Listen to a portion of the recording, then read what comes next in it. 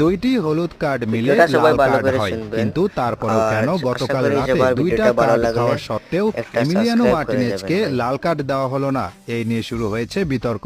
কেউ কেউ অভিযোগ করছেন বিশ্বকাপে রেফারি আর্জেন্টিনাকে সুবিধা দিয়েছে, তেমনি বিশ্বকাপের পরেও তাদের সমর্থন দিয়ে যাচ্ছে। কিন্তু আসল ঘটনা কি? কেন দুইটা আলাদা হলুদ কার্ড পাবার পরেও লাল কার্ড দিয়ে এমিকে বের করে দেওয়া হলো না? আসুন জেনে নেই। এমি মার্টিনেজ যখন প্রথম কার্ড পেলেন তখন ম্যাচের বয়স ৩৯ মিনিট।